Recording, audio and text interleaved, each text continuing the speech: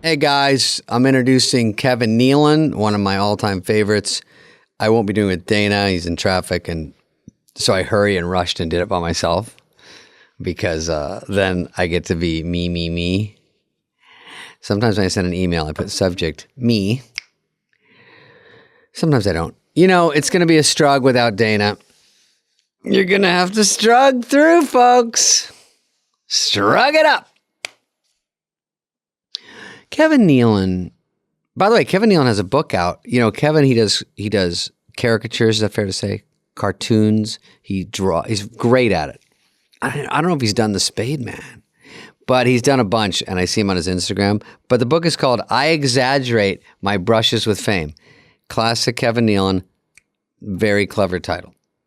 He paints or something, you know, in the brush. Do you get it? Oh my God, I'm not going to walk you through all of them. Okay.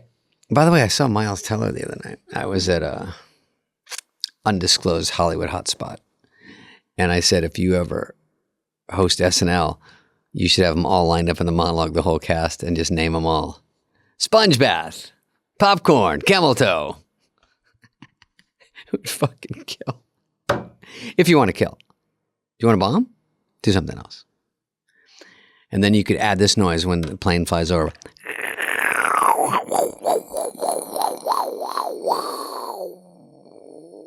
If you want. Call that, I'll call it in. Anyway, Kevin is great with his jokes because you know what he does? He doesn't put any spin on them. He puts nothing. And I loved it because I used to do stand-up. When I started, I was at the Improv, and it's his name on the chalkboard. I always say this. But it was like Paul Reiser, Jay Leno, Jerry Seinfeld, Jeff Altman, like all these great comics. And I got to bring them up. They made me be an MC for a while. So I'd have to go and go, what do you want me to say about you? And I go, just say I've been on Merv Griffin, Carson, and, you know, Mike Douglas. These are old shows. And I'd go, okay, whatever they are. Open for Joanne Worley and Phyllis Dill. You know, it was like back in the day. So, but Nealon was always one of the ones I'd watch, and I go, God, he does not put any spin on it. Driest stuff, the most throwaway jokes. And I was sort of patterning after that. Like I was sort of a research paper of Dennis Miller and all the comics I like. And then I kind of went into my own thing. But at the beginning, you have to like people. And, you know, but I also like Steve Martin, Eddie Murphy. So, you know, you just never know. But Kevin is great. He was great to talk to, as advertised. I was repeating a bunch of his jokes to him, which I always do. And I think you'll like it. Here he is, Kevin Nealon.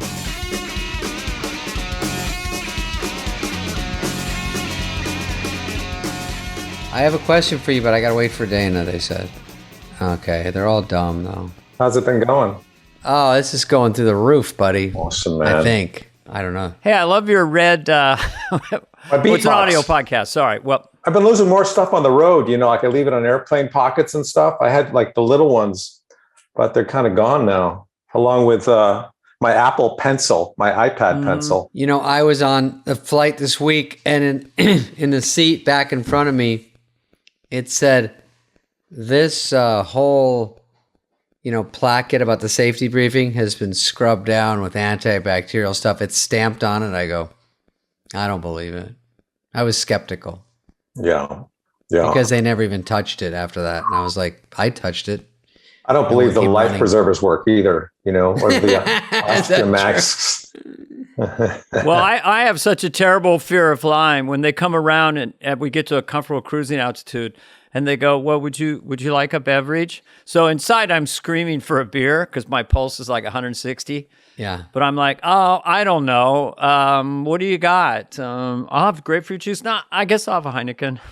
Oh, you dance around it a little bit? Well, my wife, she has no fear of flying. So she orders coffee and a Heineken. And then I order a Heineken. And then I have two. And then I put them on her tray. And I kind of shrug to the flight attendant like, I don't know. She's got an issue. You beat the system. One time I was joking around. I'm on the ground. I don't drink. Yeah, go ahead. One time I was joking around with a flight attendant. It was like a 7 a.m. flight. She goes, can I get you something to drink? I said, yeah, I'll have a scotch on the rocks. And it was like ordering orange juice. He goes, okay, I want that on the rocks. Okay, would you like something, sir? You know, because a lot of people drink when they're flying. because of fear of flying. This famous actress flew next to me once. Guess who? Is this Sophia Loren? No, it predates her. But anyway, this actress was really cool because they came around with these vodka lemon drinks on this flight. And she goes, I'll do it twice as opposed to give me 2 of them. And she kept saying, I'm going to sleep later, so I'll do it twice. So that's what I say to my wife. Ladies and gentlemen, the comedy never. Why is anyone? Listen, Dana, my airplane bits, I think I did on my first Tonight Show. Airplane bits are a real staple of comedians, I feel. And I think we all have some. And I remember the one that I can't do anymore, because it's old, even though Seinfeld said you should still do old jokes. But I said, when you're in first class and then you're in coach and you're a loser in coach, so the lady will walk out of first class and look at you. Then she looks back and shuts the little curtain so you can't even see the people in first class. She's like, it's a good sound too. And then she snaps it shut, and then she comes back later with the tire gun and goes, "Brim, brim." I go, I'm not looking. I'm not. I remember this one. I like the effects. I know what that curtain close looks like from first class, but not from coach. Oh, you look back and you go, can you get one more snap? You know who was on my flight 2 weeks ago? John Hamm. Oh. John Hamm. I didn't say anything to him because I didn't want to have to walk back to coach. You know what I mean? So rude. What? Can I do my impression of John Hamm? Yeah. I don't even know you. What's that from? Bridesmaids? I can't. I don't even know you.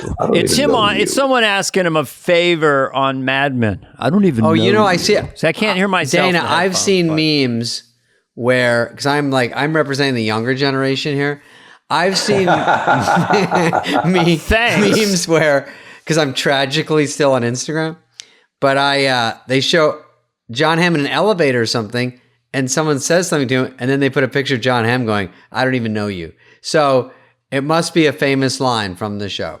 It also makes you do the impression. Kevin, what's your famous for you airplane bit? Do you have one? Oh, yeah. It's, I was flying the other day and I think the pilot was a little inexperienced. It's already funny. I like this. We were getting ready to take off. He goes, folks, we'll be taking off in a few minutes. Whoa, here we go. Oh, yeah. Well, I love that he's a little inexperienced. I was kind of nervous. And then we were up in the air for like 20 minutes, and he comes back on the PA. He goes, folks, I can't seem to figure out where. Oh, never mind, I got it. Oh, here's a good one. I go, we land. I go, why are you allowed to land anywhere near the actual airport? We're taxiing around and going inside. I'm like, hey, I saw some lights over there. Oh, we're going this way. And then I go, all right. And then we got to the gate, and we're not even allowed to park at the gate. And then so we just start following this pilot. He's walking to a plane because I see him holding his keys, but then he's just getting something out of his plane, so we can't park there. It's sort of. I think that was it. It was better, I guess. I was in an emergency landing once, and I've had many of them. I discovered that the overhead luggage compartments are not emergency exits. You just called up there. I did one that we'll probably have to cut this out, but I was playing Spellbinders in Houston in the 80s. I didn't go on the road that much, but Bill Hicks, who's a famous comedian who passed away, was my opener. So he would dare me to do a hacky opening. So I don't know if it was my joke, and I couldn't do it today. It'll be canceled. But it was like I'd go up and I'd go, hey, ladies and gentlemen, I flew here on Mexicana Airlines. It was a great airline. The pilot had dice hanging in the cockpit. And he just thought that was the greatest thing ever.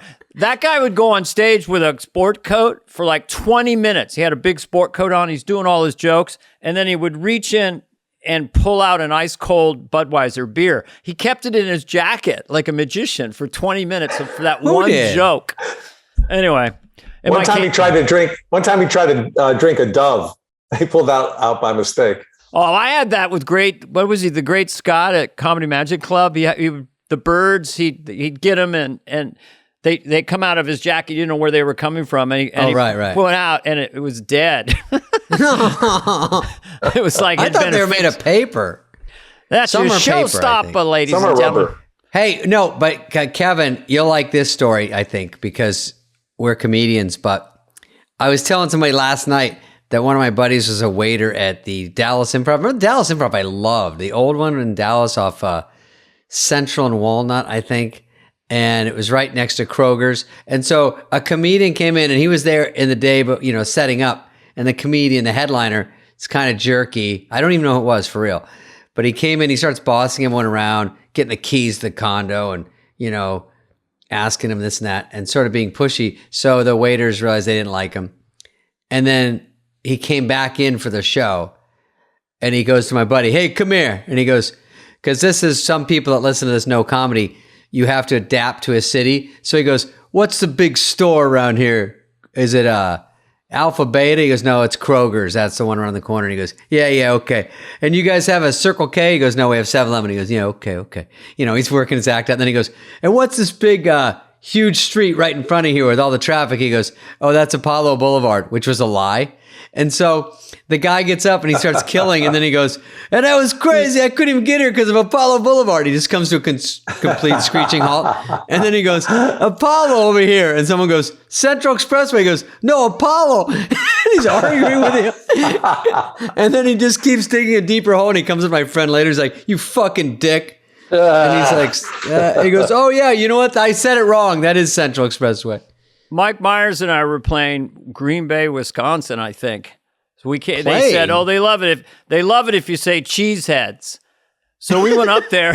I don't know if we're doing Wayne and Garth or whatever. Like cheeseheads. I swear there was almost a riot. That is like a slur. That is cheesehead. We kept doing it. Mike's like, I don't know what's going on, man. Anyway, we should introduce our guest today, Kevin Nealon. Kevin Nealon. Saturday Night Live All-Star, Weeds. How many times he's been on The Tonight Show, Letterman. All-Pro. How many specials? Three stand-up specials? 4? Two, but working on a third. 2, but all good material. Yeah. I didn't space it out like a lot of comics. Seinfeld says every comedian, even the good ones, have about an hour 20 of good material, even if they do 10 specials. He goes, you're quoting Seinfeld a lot. I know, that's the only second time. That's it. But he's the Pope. Because there's more to come. Yeah. That's he every has quarter. The rules of how you're supposed to do stand-up. You can obey them or not, but he has definite rules of how. What does Seinfeld say about Jesus? He does. Jesus? I don't do religion, then half the people hate you. I think this is a big compliment. Kevin, some of the top comedians will talk and say, Kevin is one of the tallest comedians. That has to mean something to you. It's really a compliment, because... there's rumors out there that I'm not that tall. So when somebody validates that for me, it really, and it's weird too, because I have a fear of heights. So every day I live in fear, Kevin, I was saying the other day that if you're ever around a vulture, don't play dead because that's what they want. That's right. That's right. It's one of Nealon's old bits. Not even a bit. Really? It's more of a line. Yeah, that's yours. I didn't know that was mine. Oh, for real? It's funny. Yeah. Let's go back and say, before we get to SNL, when Kevin Nealon, I used to watch, and when I started and I was at the Improv, which was a big deal, I was doing hosting, which is a hard job. And I would host and have to bring every comic up from 8 to 1 a.m. And I'd end in the hallway and I go, what do you want me to say about you? And so I'd kind of know comics, acquaintances, because they'd say, oh, you're the MC, blah, blah, blah. But Nealon was on the chalkboard. Carvey wasn't there as much, but I was pretty influenced by a little peppering of Nealon, a little Carvey, a little Dennis Miller. And when you're starting out, you start to see all these great comics right in front of you. You don't have to wait a week or 3 to see them on Carson or something. So I got influenced, but you guys were all great. And then something happened. Remember, Nealon, when I got kicked out of John Mulrooney's place because his roommate, who actually passed away, God, that comic was great. And then you said, oh, why don't you rent my room while you got SNL? Remember that whole thing? Yeah. You rented my room? And Alciona. On Alciona. Yeah, so it was me, you, Bob Duback, Dana above the garage, and Joe, my wife and the I. writer. Joe Kenny. Joe Kenny. Joe Kenny. We lived above the garage. It was like a little mini compound, not fancy at all. I got hassled by the Postal Service there. That's a whole nother story. But my wife and I were saving her salary, which was $29,000 a year, working for a state assemblyman, so we could save up and buy a house. So it was $300 a month, and it was just a room with a sink. We had a hot plate. I come up back after a gig and just watch TV with headphones on, and she would sleep. And Kevin was rented it to us, or Kevin invited us to live there. But Bob was like the ringleader of the place. I was just a renter. I had that little bedroom on the end there. But I went back there about a year ago with my wife and son to just see what it looked like. And the owners were there, and they had filled in the driveway with a yard and a swing set. What? And a little wall that goes across the front. You could park a little bit in there, but it doesn't have that big parking lot. Yeah, there's a big. I told him we used to live there, and in fact, the guy's wife Dana did your costume for the commercial you guys did, or wardrobe for the Wayne and Garth for the Wayne and Garth for the Super Bowl commercial. Oh, really? Huh. Yeah. She knew you. But they gave me a tour of the place. I went inside, and they had changed it around a little bit. I saw where your apartment was, which is their office now. And there's like a downstairs, nobody lives downstairs. They have a staircase in a living room that goes down to the lower apartment. Wait, it was all one story, right? Like your bedroom was closer to Alciona. There was a couple that lived downstairs with their baby. Downstairs? I don't even remember that. I don't think I was allowed. Noises. No, I wasn't allowed but Nealon was very nice because when he come back I had just done like Police Academy. I was pretty new. And when you guys would come home, that was really exciting because you had war stories and you would say hi to me. And Nealon, you would stay on the couch. You wouldn't even kick me out of the room because you thought that was unfair. Why don't I remember any of this stuff? I know, because I was forgettable, and I've been told that by my parents, especially my dad. But I do remember that when you got on SNL, I lost my subletter. So you really kind of screwed me over there. Oh, yeah, that is true.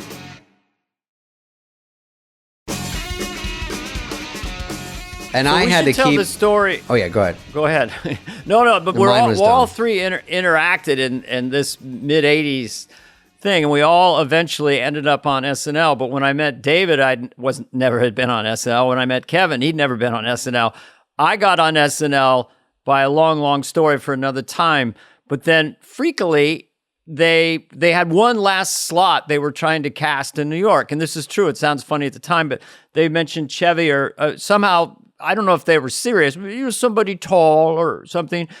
So I said, well, I know someone tall.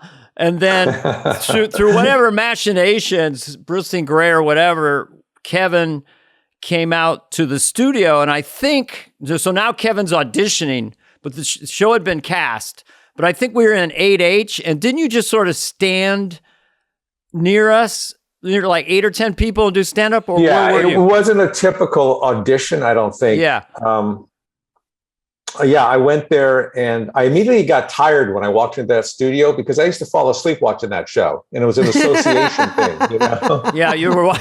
Yeah. So Dana and I used to do characters at our house on Alciona Drive in the Hollywood Hills. We would stand out in the driveway and just kind of riff on different, like a couple of different characters. And I didn't do any characters or accents or impressions. I was just a stand-up, a really, really good stand-up. Yes, it's true. I'll show you. You'll see. Oh no, I want to make an I'd like to make an observation. The thing about your style of stand-up, which really lent itself to this high-pressure situation, was you never know when you've started.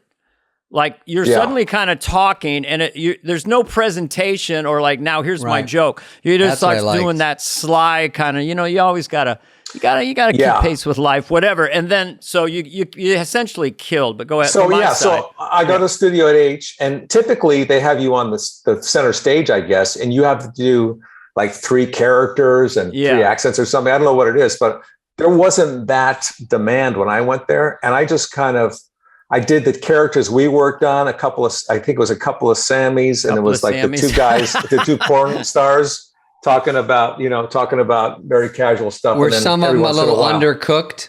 Yeah, totally. Oh, they never got fully baked. They were very undercooked. They're just like, here's a wispy idea that I'm fucking just throwing shit out to hope something, you That's go. what I was doing. Yeah, that's what I was doing. And they I did look some for a stand-up. nugget of a thought. I think Downey, those guys, and Lauren, they go, I like that weird idea, even if it's undercooked and it's not quite fully formed and written out well. We got great writers here. You give us that idea, we throw it on the table. I bet we could come up with something. So that's what I learned they like. But go ahead. Sorry, go ahead. My memories tells me that I was standing at the end of the bleachers or something, and I was on the floor, and everybody like Dennis Miller, you, John Lovitz, Nora Dunn, Lauren, Phil, Marcy, Phil. Oh, I don't know if Phil was there, but anyway, you guys were all on the bleachers watching me, and I did my thing. You know, it was very short, and then I left. You know what's funny? Oh yeah, his act is so dry that it's almost. I think I took a page out of that, because if it doesn't work, you're almost like it wasn't supposed to work.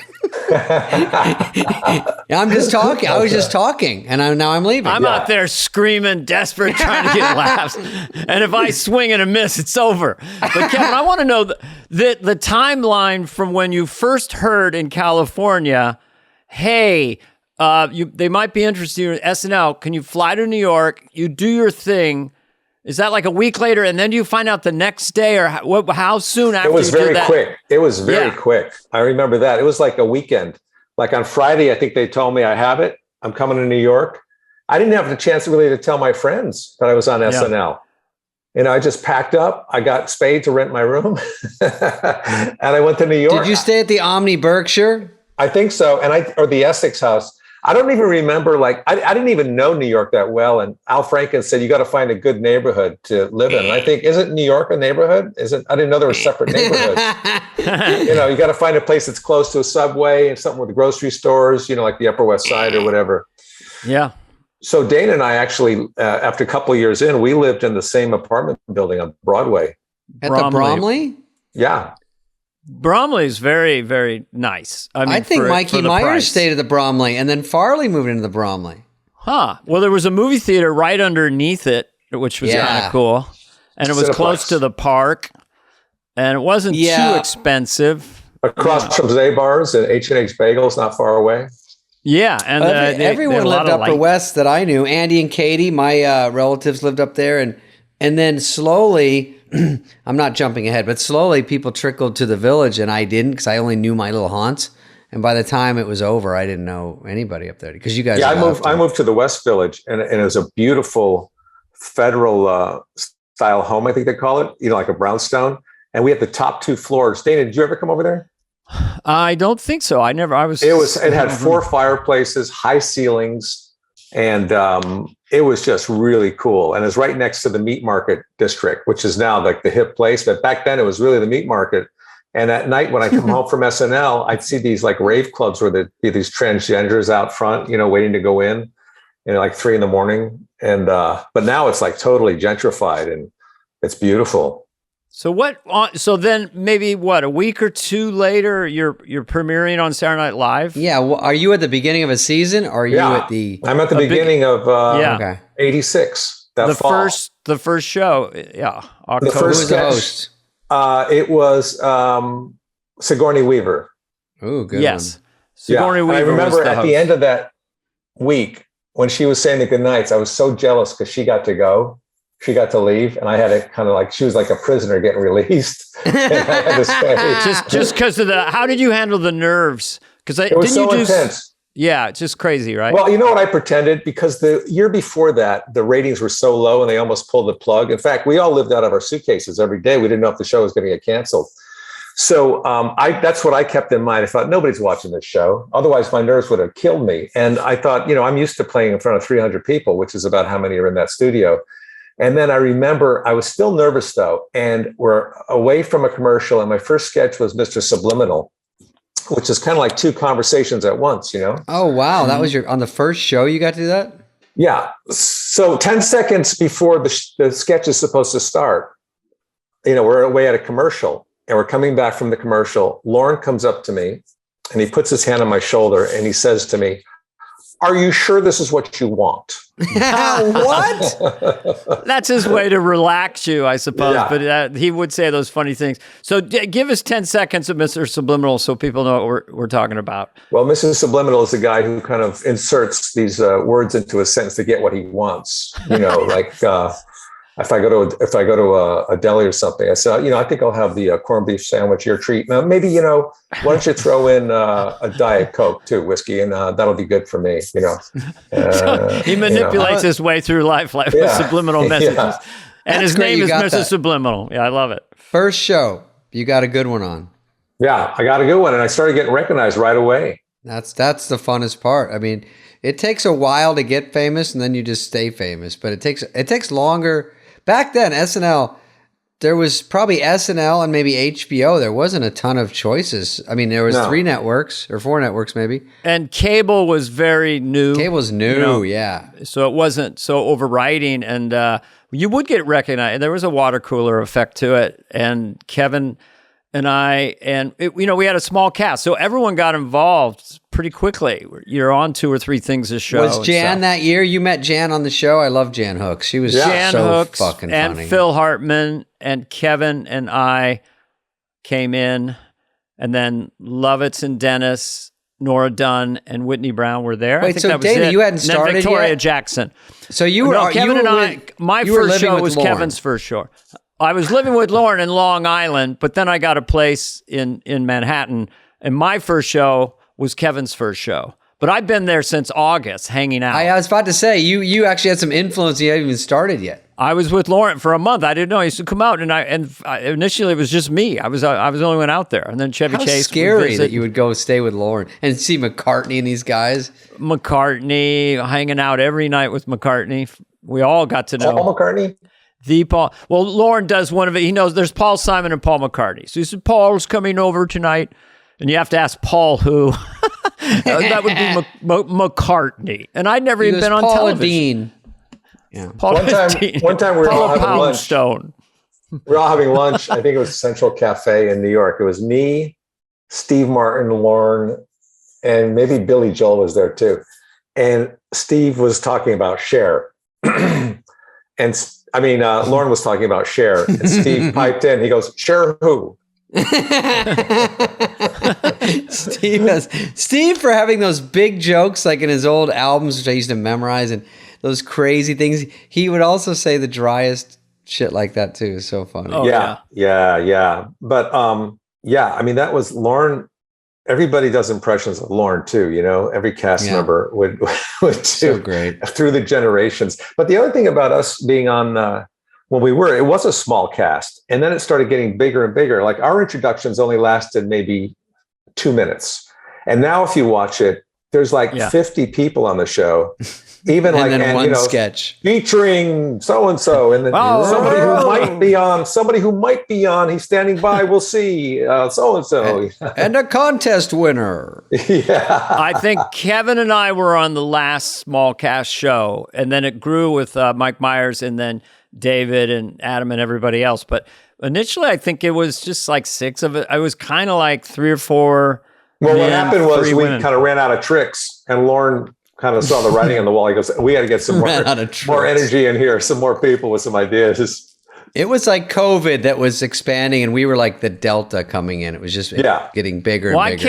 I came in hard and fast with the lady, but I had the benefit of having Phil and the lady and Phil and Jan were on it, and the host would be on it. Sean Penn beat me up and stuff. But the only time it was very conscious with Kevin and I doing a tour with Dennis was our eventual Hans and Franz characters. It was great. You did the Swatch tour. That's right. Yes. It was the Swatch tour. I was so jealous. I heard you guys were making $6,000 a night. I was shitting. I was like, no fucking way. It was $5,000 a night. Yeah. Oh my God. Okay, I feel better. But yeah. So I went and saw it in Arizona, and it was like so huge for comedians. They were like 3 great comedians are coming to town. It was unreal. And you don't have to do that long. I probably do a half each or something. I remember we were in Denver. It was our last, I think, stop on the tour. And John Travolta came with some mutual friends of mine. Yeah. And he offered us all a ride back to LA. He was piloting his jet. Whoa. And I jumped on it. I said, yeah, I'll go. But you and Dennis, Dana, were fearful flyers. So you said no. I was a huge Welcome Back Kotter fan, but I couldn't imagine that guy steering. But I've been tapped out. I've been tapped out a few times in my life. Impressionists get tapped out. So I was doing Travolta that night, a really silly, stupid bit, whatever, all these guys like this and that. And the crowd starts really starting to roar. Obviously, he's sneaking up behind me. And I'm really, because, I can't. My God. And then he taps me on the shoulder. And then he says, I think it's the sincerest form of flattery. Oh, how But great. I tell people, because they always ask, who was the best this, and this? I would say Travolta was the most accessible, real superstar I've ever met. Like instantly liking him, and he was just very affable. Didn't you find, Kevin? I mean, it's just his charm. Yeah, no sense he was a superstar at all. Nothing. He's No, just like, he just loves being in the business and acting. And when he was hosting that week, he really befriended Jan and gave her a nice long leather brown jacket for her birthday. And one night we all went over to Jan's apartment. It was me and Johnny and our mutual friends, Linda and Anson. Johnny. And we get to Jan's Travolta. apartment, and we were each doing our impression of his character from Grease, like that one scene where he leans against the wall, and he leans against the wall and turns around with a cigarette in his mouth. Yeah. Yeah. So we were all doing that impression, and then John went last, and he nailed it. I mean, he won the competition. How fucking cool. Yeah. He was the best at doing it. That's amazing. Yeah, crazy, man. He must have been practicing, but that's what he's like. He'll do that stuff. I was only on the show a little bit when I met him, and about 3 years later, I was at Sushi 101 on Beverly, and I was eating, and he came in with a hat, and he's ordering to-go stuff. And I'm like, this motherfucker looked like John Travolta. And then he turns around and looks, and then he keeps ordering, gets his bag, and turns on and he goes, hey, it's John. What's up? Remember me? I was on SNL with you. I go, I remember you. Yeah. I saw Grease 45 times. Yeah. And then Saturday Night Fever. And right around the same time, bam, bam. Urban Cowboy. Monster. That Urban same, Cowboy. That same week he was hosting, we all went to the Palms restaurant on the Lower East Side, and we're walking. Jeez, give him some breathing room. Go ahead. You're stalking. That was his idea. It was his idea. We were walking up 3rd Avenue, and this is like in 1994 or 95, way after Welcome Back, Kotter. Mm-hmm. And there's this homeless guy sitting on the sidewalk, and he's looking down. And as we're approaching, he goes, hey, you guys got any spare? And he looks up and he sees Travolta. He goes, hey, Vinny Paparino. That was the last time that guy probably watched TV. Dude, how funny was that fucking Tarantino's Welcome Back, Kotter? How funny was that sketch? That was a great one. Well, Kevin, you remember that John Travolta came to Saturday Night Live just to be a fly on the wall, to hang out and learn the show. And that's when I met him. And then he hosted later, but I think I'd left by then. So I missed that part. But yeah, he just was hanging out. I missed the one where, the Tarantino one? Yeah. Where it was, oh my God. I got to be Horseshack. Mr. Kotter. You know who I missed by a couple of seconds was when George Harrison came and stopped by the writers' room. Oh, no. Wow. Yeah, he came in. Is that when he played the piano? Yeah, he was playing the piano. It was next to Al Franken's office. And Al Franken didn't know it was George Harrison. And he was yelling from his office, keep it quiet. I'm trying to write. That's so poor Al. I'm just trying to write a song, for Paul. Shut up. Then he flipped in the writer's room, remember he flipped the table, he's mad, and he smashed his toe. Oh, he might have been gone. He was arrested. Al is like stocky, and he was a wrestler. Not George Harrison. One night, him and Farley, sorry, I was spaced out. Him and Farley went at it like hardcore, fighting each other. To wrestle, yeah. But for playful fun, but it was intense, those two guys. Yeah, Frankie was always super competitive. Frankie was always kind of exploring. He wanted to be a part of your history. Like I was a football player, so he wanted to play football. We would play basketball. He wanted to wrestle with Farley. That was the thing about Farley too. Farley was really, even as heavy as he was so light on his feet, and he was a good basketball player and really coordinated. You saw him skating in the rink, Well, that's what made shockingly him so funny. Light on his feet. Yeah. That Nancy Kerrigan sketch, I don't know if you guys remember that one, was the whole show wasn't that great, but he was doing the ice skating one. Yeah. Yeah, it was very good. Wisconsin Well, skater. look at him on the down by the river thing. Just anyway.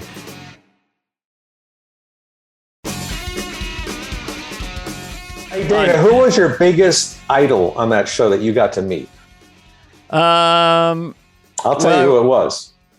Okay. It was Neil Young. I had to be Neil Young, but Paul McCartney I met before the show, so it doesn't really count in real life. Right. But meeting Neil Young was quite a thrill. And one night, I don't know if you were there, Kevin, we went out to dinner like with 6 or 8 people with Neil, and I was with Phil, and I said, Phil, let's make Neil Young helpless with laughter. Let's see if we can really get him. So we're doing every shtick we can, every accent, just going crazy just to get him helpless, and we did, just to pay him back. Fun story, right, kids? That is good. That is good. I like that. You meet people, when you're on Saturday Night Live, you just meet famous people doing sketch comedy. So they're especially vulnerable, and they're looking to you for advice after the first couple seasons. It's interesting, isn't it? Do you ever helping people out? I find that anybody who's ever hosted, no matter how long ago it was, they're still your best buddy because they latch onto you because they're so scared on that show. They latch onto you and they're friends forever. Yes. Yeah, you skip a few levels of casual friendship and you get in there because you're in the trenches so fast and you're explaining cue cards or you're saying this or you tell them when to get, if you start crying on Friday night, that's normal. Don't freak out. Because it's so overwhelming to go, we haven't even rehearsed half this shit and it's tomorrow. And I don't even know what's going on. And they start, my clothes are made of Velcro. Yeah. Remember Robert Mitchum? Robert Mitchum came in, the famous movie star. Yeah. And he had a gigantic thing of Jack Daniels in his room, but he was incredible on the show. Just you meet so many eclectic people. I remember he stopped one of the sketches right in the middle during the table read, and he was explaining what hoodlums, where that word came from, and it broke the whole pacing of the sketch. Oh yeah. Hey Nealon, were you a bartender? Were you a bartender in the Improv? Yeah, I worked as a bartender for 2 years at the Improv. I was 25, 26. At the Improv on Melrose? Yeah. And then Eddie, who's the bartender now, took over for me. And that was really? 30, I don't know, 30 years ago. He's still bartending. People love him. I told Eddie, I said, you're like a friend to me. So you know what? I'm just going to order all my drinks and then I'll tip you at the end. But I meant the end when he quits. When he dies. Yeah. So I said at the very end. He can't quit now. I saw online, Nealon was a bartender and they said, here's a trivia question. What was Kevin's joke about bartending? And so I tried to guess. And they wrote a joke kind of to sound like you and used the real answer, which is probably a lie, was I just try to put as much alcohol in as possible. And the other answers were, I just try to get the color right of the drink. And the other one was kind of funny. He said, I just tell them to tip me up front. That sounds like a joke. I guess that one. That sounds like a joke you'd say. Which one was it, Kevin? Well, the truth is, it wasn't even a joke. It's just I never bartended before, so I didn't know how to make drinks. I had the bartender guide below the bar. If somebody ordered like a 707, I'd flip through the pages and find out how to make it. But I had that college mentality where I thought the more alcohol in the drink, the better they'll like it. So often people would come back with their drink and say, could you put a little more club soda in here? I said, really, this is too strong. I said, okay, all right, I'm just trying to help you out. Kevin, I have another thing. Is this your joke? I always know your jokes. But when you say... You remember my jokes from the 80s. When you used to go to your jokes. And I swear, I've seen a million comics. I don't know why yours I remember. But they're all funny. But when you say you had a lobster, you were cooking a lobster, and then you went to cook it, and you said, tell me if I get this right. You go, I went to put it in the pot, but then I looked at it, a little face. I go, you know what? this is an animal and it does not deserve to die. So you know what I did? I got my car, I took it out to the woods, I let it go. Because you got to do the right thing sometimes. Because you got to Is do that the right your joke? That's Kevin. That's a good paraphrase of it. Yeah. I always thought it'd be funny to have a show where the comic's girlfriend or wife does their act. And they don't get it quite right, but they kind of paraphrase it, you know? All my friends go, I could do your act. I go, it's so intricate and complicated. I dare you. And then they do it exactly. I go, oh. Well, the trajectory, the evolution of the wife/girlfriend is initially she's kind of pretty much in the front row watching your act. Then she's midway back. Then she's standing in the back. Then she's in the green. Then she's in the green room during your act.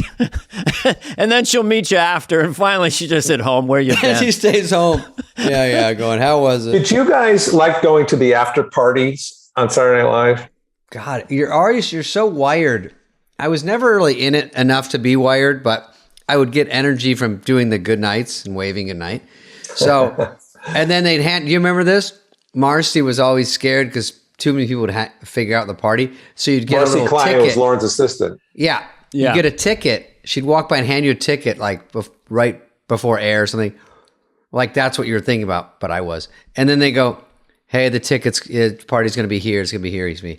And so you'd have this, and then after the show, you'd get a limo. That guy Max would be out there and go, Spade, you want to go with Farley? Yeah, you want to go with Timmy Meadows? And they'd try to double us up because we weren't the big stars, but you guys would get your own limo, and it'd get you to the party, and then they would get you home. And then the party it was always so late. I think it's a big status thing now, but man, to wait, if you're not on the show, to sit there and wait till 1 to go to the party, which is more like 1:30, that's a late night. I would opt not to go to the after party because I was so exhausted from the show, and I wanted to be able to get up in the morning on Sunday and enjoy my one day off.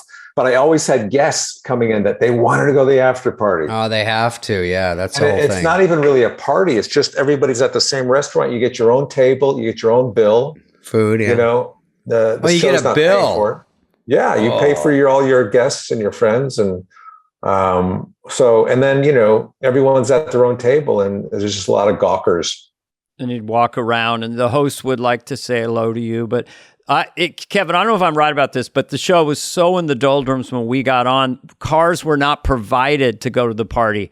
So you, me, and Dennis would be out. It'd be like snowing, and we'd be trying to get a cab to go to the party. I don't know when cars came in, but we did not have cars, at least in those first few shows. I love it.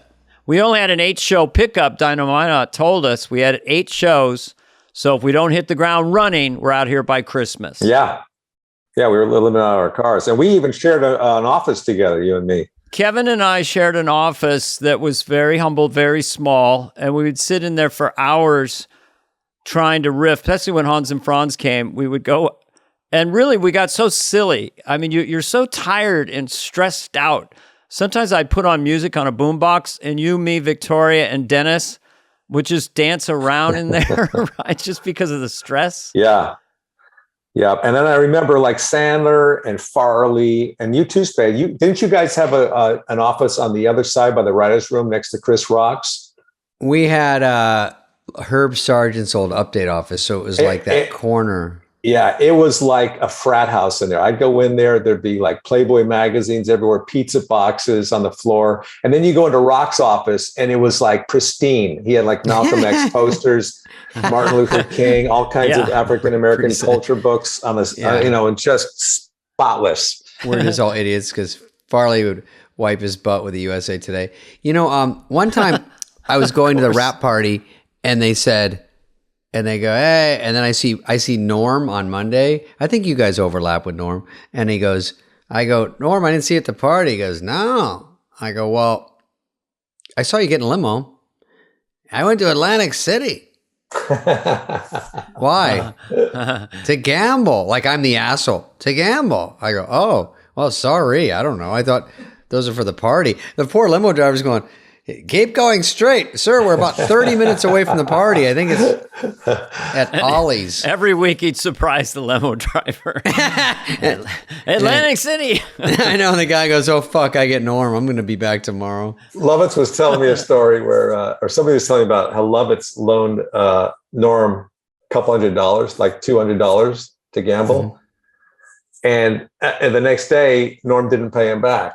And they were touring somewhere together. And then the next day he asked him again. He goes, Norm, you got the $200? And he kept asking him. And then after a week, after he asked him, Norm goes, you only lost $200. I lost $5,000. What are you complaining about? It was $8,000. Why are you writing me for? I lost like $8,000. You only lost $200. Yeah. Well, I'll be.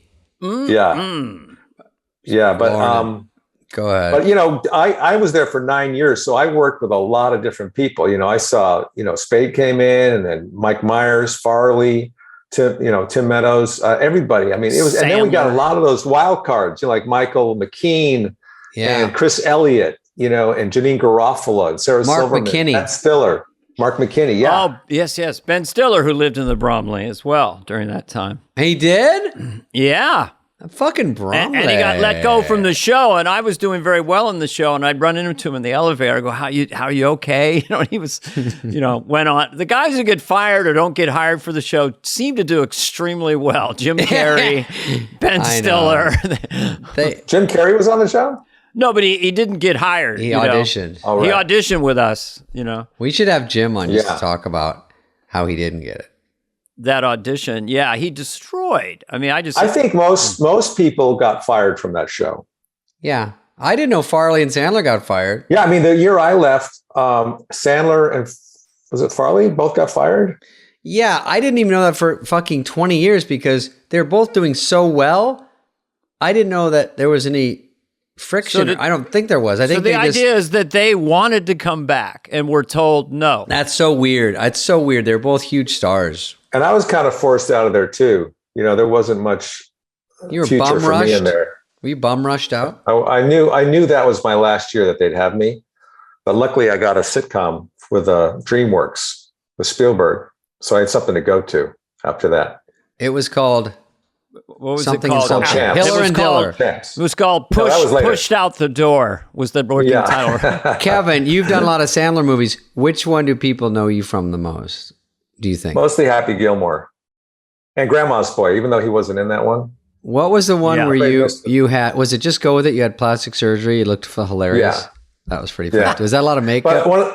It was 4 hours in the makeup chair, and they only used one day. I did like three or 4 days of sitting in that chair, but they only used one day of my shooting. But the most fun I had was doing Blended, where we shot in South Africa. Oh yeah, I saw that for 2 months. So we went on safaris and everything. It was cool. Yeah, I've done like 13 Sandler films. Seriously? 13. So you've done 10% of his films. Every time I'm in a Sandler movie, it's a terrible, terrible bomb. I was in Little Nicky.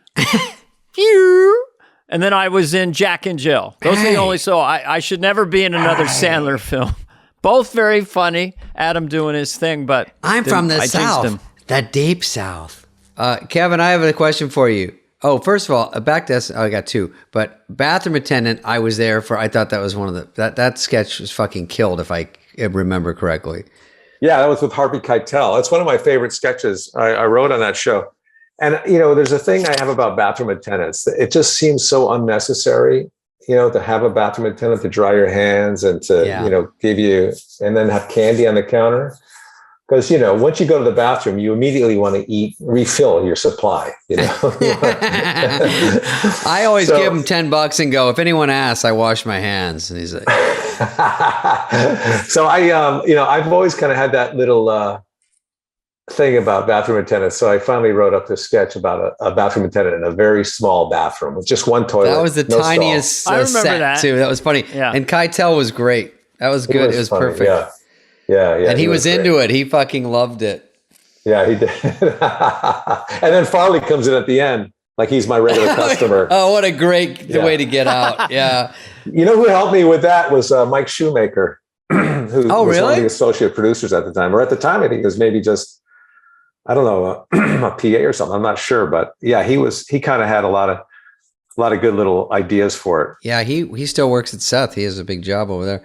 And it says you went to Sacred Heart. These are my two last things. You went to Sacred Heart, and I don't really care about that, but you at Sacred Heart as comedians, because we're all like in the comedy biz. That was one where I was doing gigs, on weekends at SNL. I went from getting $3,000 a night. I think I maybe got up to $5,000 a night. But they go, take a car. I think that's drivable, right, Kevin? Is that far drivable? Yeah, it's like an hour and 15 from New York. So they go do 45 to an hour, right? Which was kind of a tough swing because I was not really even a headliner when I got hired. I was pretty solid middle, but you know, sometimes they make a middle do 35. I go, get fucked. I would do 25 maybe. But anyway, so I do, I go to headline. I've got about 50, 55, and I'm like, shit, this is gonna be tough, but I gots to do it because I'm getting the dinero. So I go all the way there. Yeah, so I go to Sacred Heart. I remember this name, and they're all sitting on like a fireplace or something. And schools are great. They have extra money. They hire you to come in. But I haven't really caught fire or anything. I'm just like a comedian. They don't really know me. So I'm just like, I go and they're all like sitting cross-legged on the floor. I think I remember this right. Maybe 200 kids. So you guys all been here. So I'm doing my fucking act. It's bombing ferociously.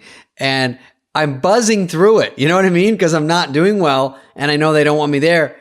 But I'm like, blah, blah. And this is my big lesson in comedy. So I do it and I buzz through everything. But I did 43, and all I had to do was go like, hey, where's this guy from? You know, not even a closer, just some conversation and then get off. But I leave, and the guy goes, up. He wouldn't pay me. He goes, you did 43. You're supposed to do 45. And I go, and he had me. That's a contract thing because you can't say you bombed because that's subjective, but you can say you didn't fulfill your contract. So I left without a check. And then Gervitz called him and yelled at him, and they finally paid me. The funny part That's the thing, man. Go ahead. When you go somewhere, you know, if you're traveling far, you want to come home with a check. One time I worked with Bill Maher and Tommy Davidson up in Rochester or Buffalo, New York. And we had to fly from New York in I did on a little plane, prop plane. Yeah. I got there and I got really sick before the show. I had some kind of a stomach bug. And I only felt good if I laid on a cot backstage. And Bill Maher did his set, Tommy Davidson did his set, and I didn't want to go home without getting paid. Mm-hmm. So I asked the stage manager if he would put the cot out on the stage and I could lay on the cot and do my act from the cot on my side. And that's what I did. I did it. And I told the people I was depressed. I said, I'm just so depressed. I got to lay down. I did my act, and they were dying. They were loving it. And occasionally I tried to get up and do my act, and I felt bad again, like I was going to throw up. So I had to lay. I said, I'm depressed again. I got to lay down. So well that I started taking that cot with me to gigs. How was your new one? But it never worked as well as that when it was real.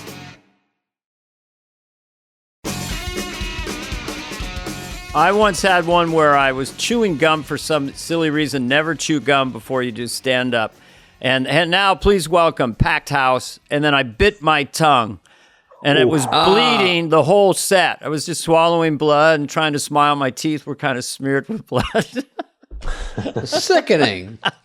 Kip Adada pooped his pants. You ever hear that one? Oh, yeah. Yeah, that was famous. A lot of comedians shit their pants. Poor Kip Adada. That's all we remember his whole act.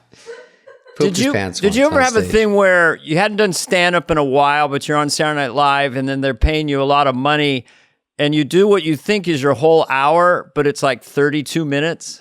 Yeah, of course. Because you're just so out of shape. You go so fast, and you're just like, oh, my God. That's why I always had the guitar, so I could just goof around on that.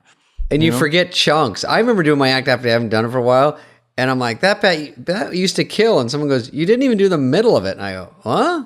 Because you forget. You're like, how does this track? And that's why it's almost like a play where you have to, every line is important if it's well written. You know, every line makes sense and it's economized to where you have to do it a certain way. You can kind of riff off that, but you have to get the basics down. And if you don't lay the groundwork, one joke was so stupid. I think I was saying there was no traffic today, but everything was based on there was traffic. And so I just said one word wrong and then nothing worked. And then later, someone goes, you said the opposite. I go, I did? And then it makes sense. You go, oh, it's, you can't figure it out.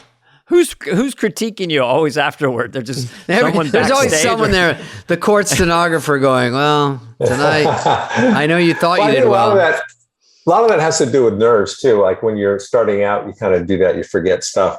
That's why I love doing the warm-ups on SNL, because it took some of the stress away from me and anxiety, because I was already like, I met the audience and they've seen me. Mm-hmm. So I'm not coming out kind of like, all brand new and, Oh, I had to do that sometimes. judging. I think I don't know if I was assigned it from you, but after you, but it was hard because Marcy's like, get out there. I'm like, oh, fuck, I'm getting ready for a sketch.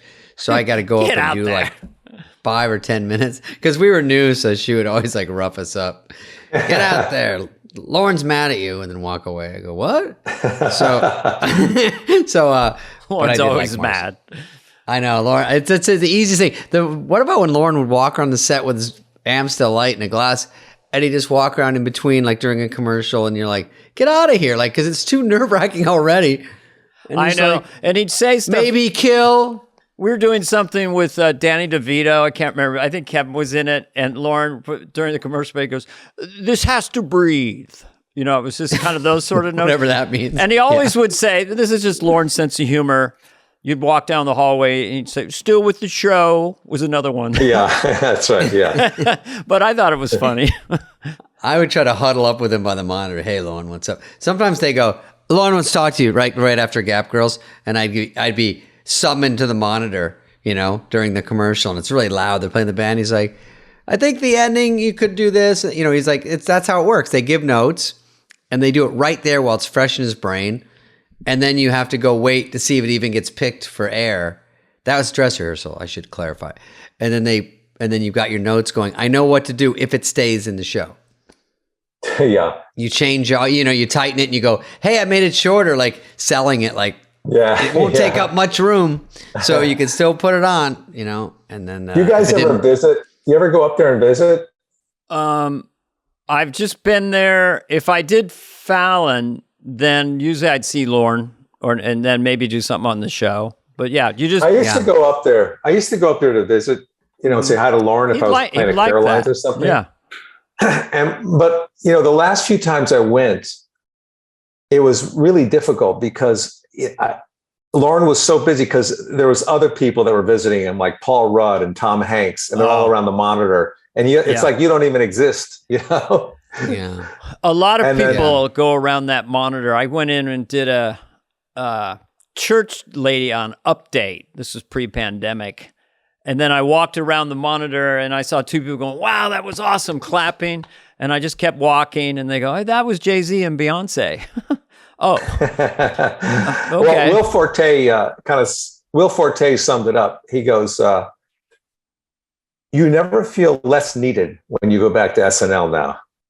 It's like you're almost invisible, You're of no use anymore. I remember when I finished my high school track career and the coach was so indifferent toward me. I did my last race and I kind of wanted to talk about the experience. I go, see you later. Yeah. You're just sort of done. And, yeah, you've been squeezed dry. I've had cast members email me who've left, like Fred Armisen, basically saying, well, how do I deal with this? The emotional hangover of it, and then watching and seeing people doing your job.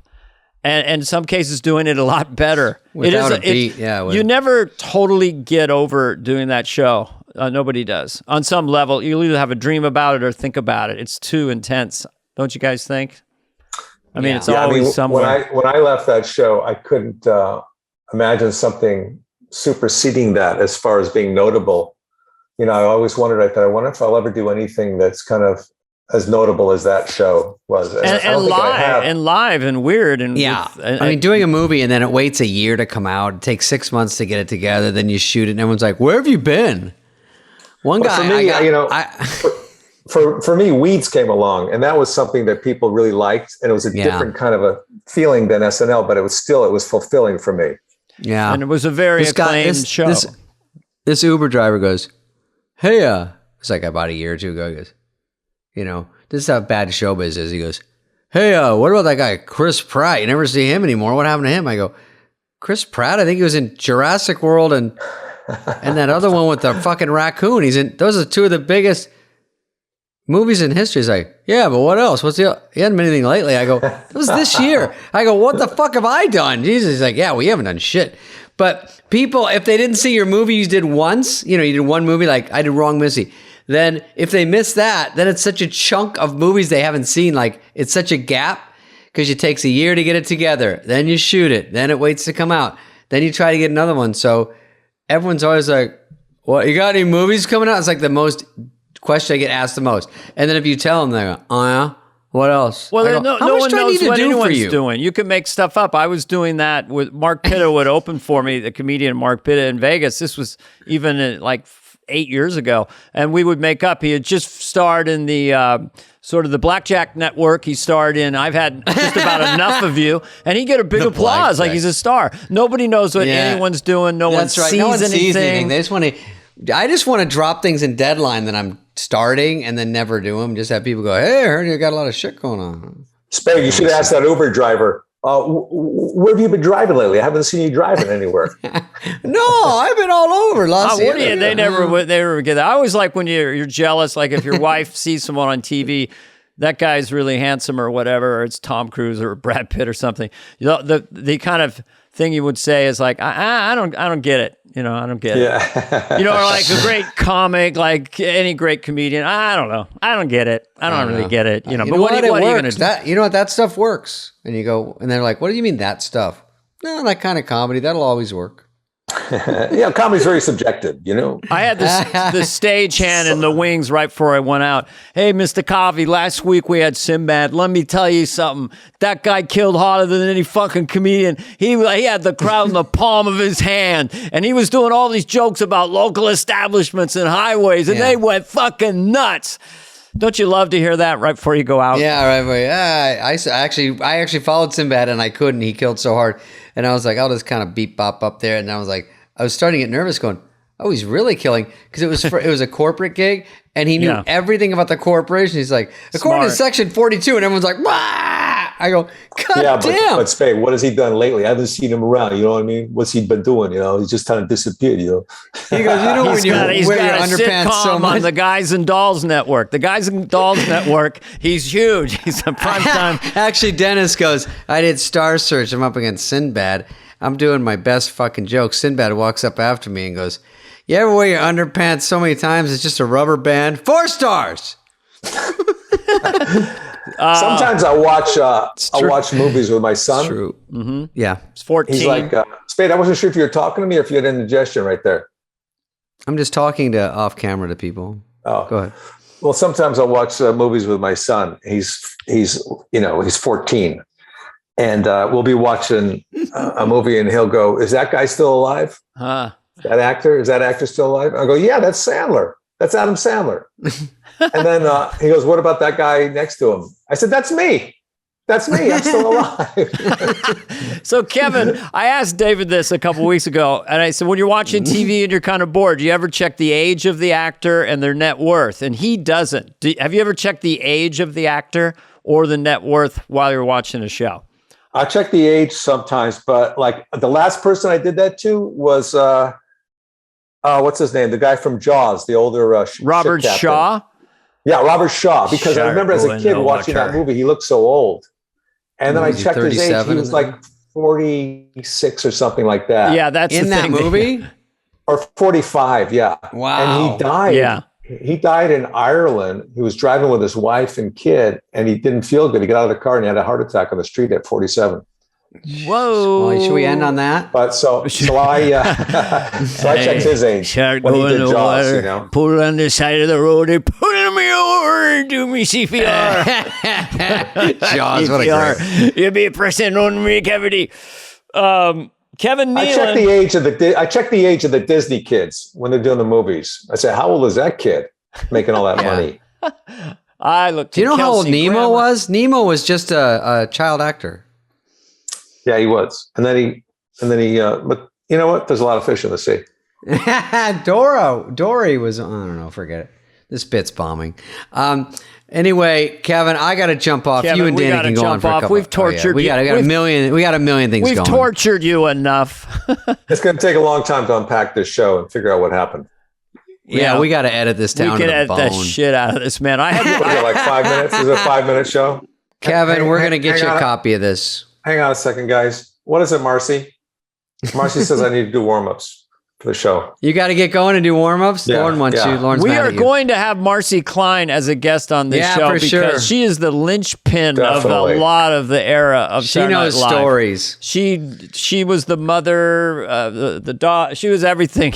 She was behind the scenes, above the scenes. So yeah, she's got a lot of great stories. All right, Kevin. Thanks, buddy. Good Oh, wait a talking minute. to you. I got a great story for you guys. Oh, boy. Go ahead. Oh, he hung up. Okay, that was the hook. Good That's one. a funny. Yeah. That's funny shtick. Hey, what's up, flies? What's up, fleas? What's up, people that listen? We want to hear from you and your dumb questions. Questions? Ask us anything. Anything you want. You can email us at flyonthewall@cadence13.com. Hey, everybody. Spade here. I apologize for looking badass. I just threw this coat on because it was 95 today, and I want to look cool. But listen, I get a lot of questions. Dana and I both do. I'll answer this one. Norm Macdonald, obviously big in the folklore of SNL and how great he was and blah, blah, blah. We all know about Norm, and a lot of the questions are any Norm Macdonald stories. Obviously, we have hundreds.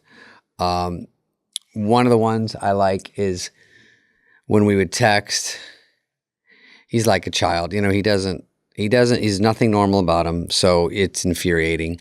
And he would text in the middle of nowhere. He was a big time canceller of plans, one of the all time greats, and also with the shenanigans you have to put up with. So let's say he texts me, David, what are you doing? And then I answer, I go, oh, hey Norm, what's going on? And then he waits about 2 weeks. Then he goes, hello, David, don't you like me anymore?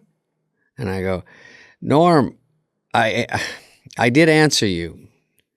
What do you need? Do you want to meet up? Do you want to go eat? And then about 4 a.m, David, why do you hate me? And then it would go into this one. Do you like money? And I go, yes. David, would you like to win money beyond your wildest dreams? No, he didn't say win. He goes, would you want more money than you could ever count? And I go, of course I would. And then like 4 days later, David, are you still thinking about the money? And I go, I am. And he goes, if you really like it, I'll tell you how you can get it.